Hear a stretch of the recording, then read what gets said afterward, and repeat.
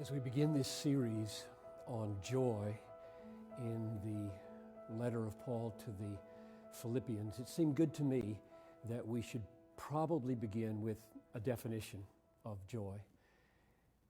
Definitions, as I'm sure you know, are simply descriptions of the way people use words.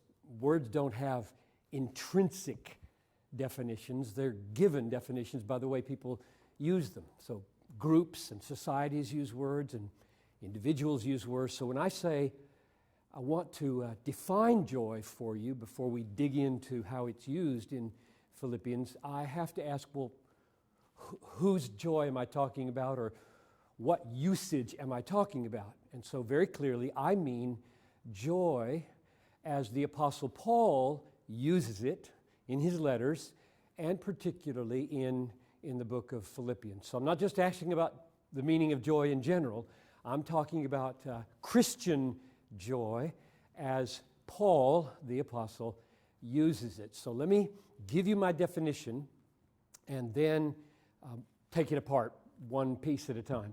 Christian joy, as Paul understands it, is a good feeling in the soul produced by the Holy Spirit as He causes us to see the beauty of Christ in the Word and in the world.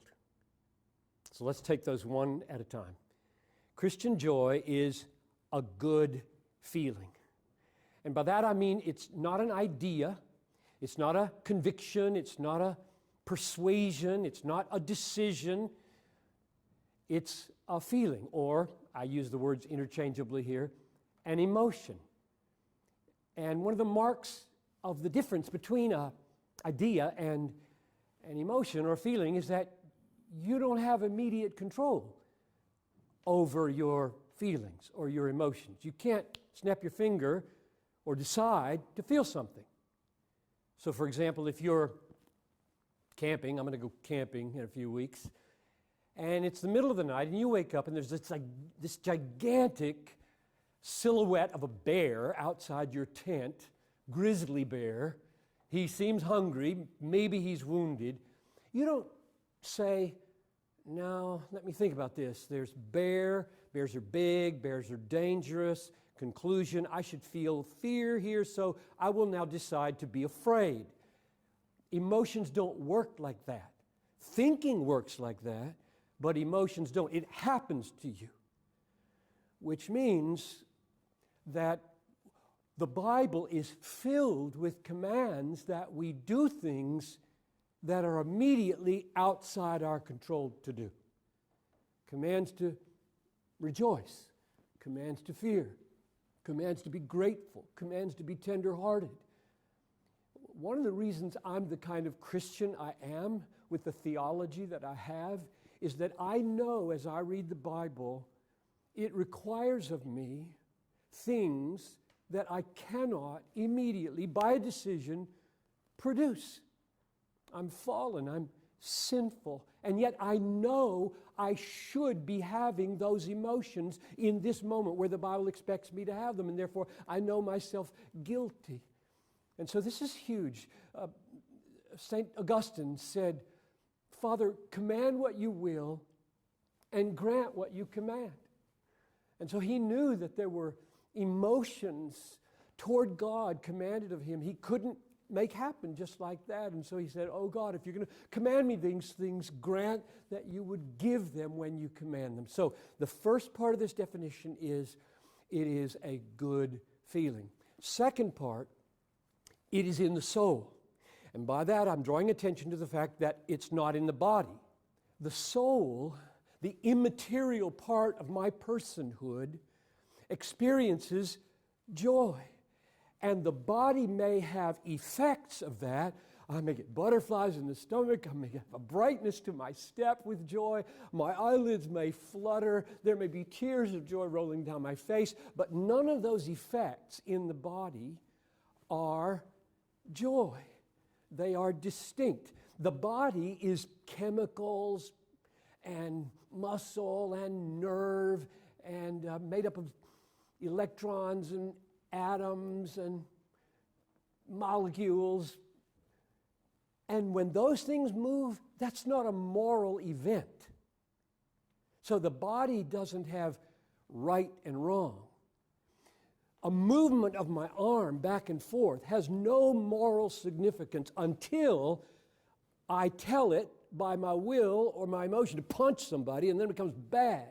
Or hug somebody in need, then it becomes good. But it's my soul that is imparting virtue, right or wrong, to the physical dimensions of my life. And the Bible clearly says it's right to feel joy in God. It's wrong to be anxious about this situation. And therefore there's a rightness and a wrongness to these emotions. And therefore they're not mere bodily movements. They are movements of the soul. That's number two. The third part of the definition is these movements of the soul are produced by the Holy Spirit, which is clear because I cannot make these things happen. They're called the fruit of the Holy Spirit. Galatians chapter 5, verse 22, the fruit of the Holy Spirit is love, joy, peace. So my joy in my soul, overflowing towards God, is coming from the work of the Holy Spirit. And the fourth piece is that He does this, the Holy Spirit does this, not magically without my mind being engaged. He does it by causing me to see the glory, the beauty of Jesus Christ. Galatians 3:1 says, rejoice in the Lord. Well, how do you rejoice in the Lord if you don't know anything about the Lord? How do you rejoice in the Lord if you're not seeing things about the Lord that cause joy to rise up in your heart? And that's the work of the Holy Spirit. He doesn't just flick a switch and you rejoice with no mental content whatsoever. The Holy Spirit is given, according to John 16:14, to glorify Jesus Christ, which means the Holy Spirit opens the eyes of my heart to see the beauty of Christ. And when I see Christ in all that He's done, in all that He is, then my heart is drawn out in joy towards Him. So the Holy Spirit bears this fruit by causing us to see the beauty of Jesus Christ. And the last piece, the fifth piece, is we see Him in His Word and in the world. It's obvious that the most authoritative and the clearest place where we see the beauty of Christ is in His Word. That's why the Holy Spirit, who is charged to glorify Christ, inspired the Word so that we could read the Word, know the Christ, have eyes to see the beauties that call joy up out of our hearts. But it's not just in the Word that we see Christ. We see Him in His gifts, in people. We see Him in His gifts of nature. We see Him in His gifts of food and all the good things that our Father in heaven gives to us. Every gift of Christ to us is intended to be a communication of something of Himself. And so we see Christ not only, we taste Christ not only in His Word, but also in His works. So, when we take up joy in Philippians now, and it's incredibly important place, not only in the book, but in the Christian life and in God's whole scheme of things, the definition that I'm working with is joy is a good feeling in the soul, produced by the Holy Spirit, as He causes us to see the beauty of Christ in His Word and in His work.